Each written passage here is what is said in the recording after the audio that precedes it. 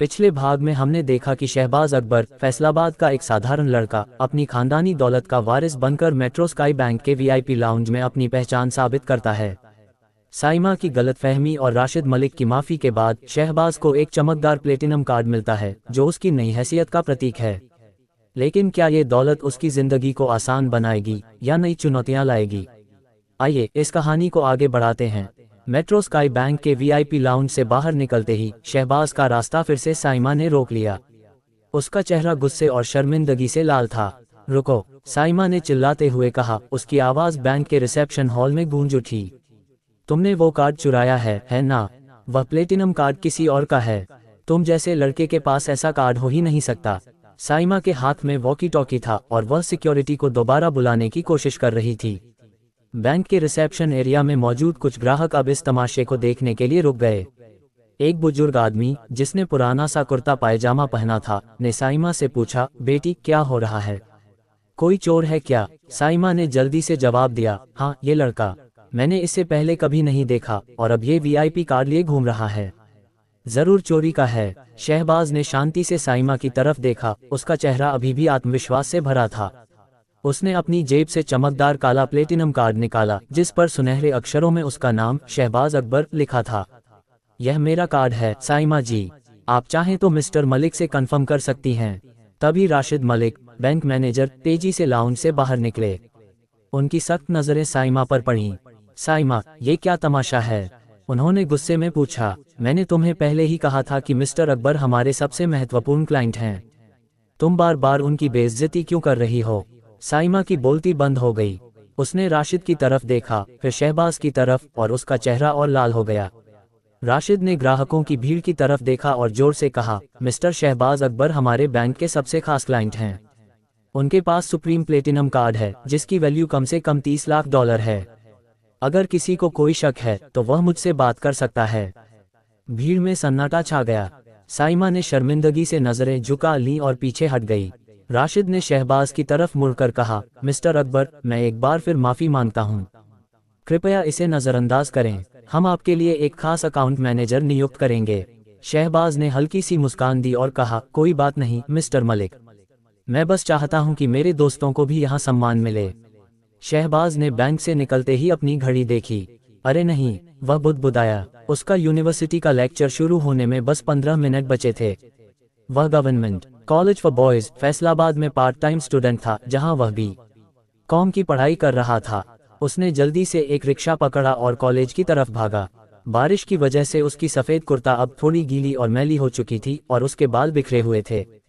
जब वह lecture hall में पहुंचा तो क्लास शुरू हो चुकी थी। उसका पसंदीदा टीचर मिस्टर यूसुफ खान, जो हमेशा अपने स्टूडेंट्स को मेहनत और अनुशासन की सीख देते थे, बोर्ड पर कुछ लिख रहे थे। शहबाज ने चुपके से हॉल में घुसने की कोशिश की लेकिन उसकी बिखरी हुई हालत ने सबका ध्यान खींच लिया। कुछ स्टूडेंट्स ने उसकी तरफ देखकर हंसना शुरू कर दिया।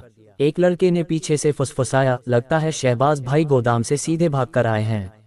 मिस्टर यूसुफ ने शहबाज की तरफ देखा और उनकी आंखों में निराशा साफ दिख रही थी।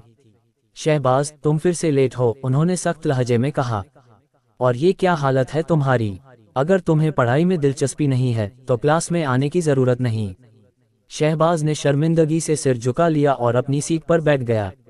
उसका दिल भारी था, पहले आयशा का धोखा और अब अपने फेवरेट टीचर की डांट। क्लास खत्म होने के बाद शहबाज बाहर कॉलेज के कैंटीन एरिया की तरफ गया। वहाँ का माहौल हमेशा की तरह गुलजार था। स्टूडेंट्स चाय की चुस्कियां ले रहे थे, कुछ लड़के क्रिकेट की बातें कर रहे थे और कुछ लड़कियां अपने नए ड्रेसेज की चर्चा में मशगूल थीं। लेकिन शहबाज का ध्यान तुरंत आयशा की तरफ गया, जो कैंटीन के एक कोने में बिलाल के साथ खड़ी थी। आयशा ने आज एक गुलाबी अनारकली सूट पहना था जिस पर सुनहरी कढ़ाई थी।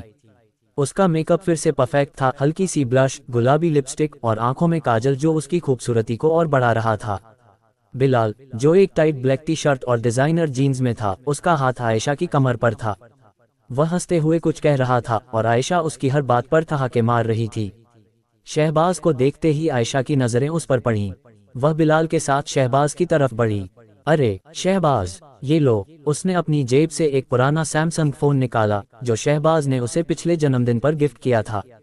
ये तेरा फोन वापस, मुझे इसकी जरूरत नहीं। बिलाल ने मुझे नया iPhone 16 दिलवाया है।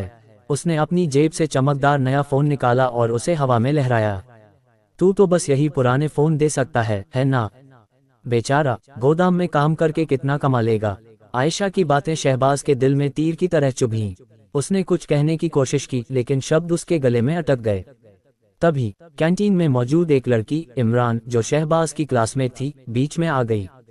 इमरान एक साधारण सी सलवार कमीज में थी, लेकिन उसकी आंखों में गुस्सा चमक रहा था। आयशा, तुझे शर्म नहीं आती? उसने गुस्से में कहा। शहबाज ने तेरा हर पल साथ दिया, तेरे लिए इतना कुछ किया, और तू उसकी मेहनत का मजाक उड़ा रही है। और ये बिलाल, पूरे कॉलेज को पता है कि ये हर हफ्ते नई लड़की के साथ घूमता है। बिलाल ने हंसते हुए इमरान की तरफ देखा। अरे, जलन हो रही है क्या? आयशा अब मेरे साथ खुश है। शहबाज जैसे लड़के उसके लायक नहीं। आयशा ने बिलाल का हाथ पकड़ा और शहबाज को एक आखिरी ताने भरी नजर दी। चल बिलाल, हमें इन जैसे लोगों के साथ वक्त बर्बाद करने की जरूरत नहीं। दोनों हंसते हुए कैंटीन से बाहर निकल गए। शहबाज चुपचाप खड़ा रहा, उसका दिल फिर से टूट रहा था। इमरान ने उसके कंधे पर हाथ रखा। शहबाज, तू उसकी परवाह मत कर, तू उससे कहीं बेहतर है। लेकिन शहबाज के चेहरे पर सिर्फ उदासी थी। आयशा का ऐसा बर्ताव और बिलाल का घमंड उसे अंदर तक तोड़ रहा था। शहबाज कॉलेज के गलियारे में अकेला खड़ा था, उसके हाथ में वह पुराना सैमसंग फ़ोन था जो अब सिर्फ एक दर्दनाक याद बन चुका था। लेकिन उसके पास अब एक नई ताकत थी, उसकी दौलत और उसका आत्मविश्वास। क्या शहबाज इस अपमान का जवाब देगा? क्या वह आयशा और बिलाल को उनकी सही जगह दिखाएगा? और इमरान, जो आज उसके लिए खड़ी हुई, क्या वह उसकी ज़िंदगी में एक नया मोड़ लाएगी? ये सब जानने के लिए अगला हिस्सा ज़रूर देखें। अपने दिल को जलाकर रखिए, क्योंकि शहबाज का सफ़र अब और रोमांचक होने वाला है, और यह कहानी आपके होश उड़ा देगी।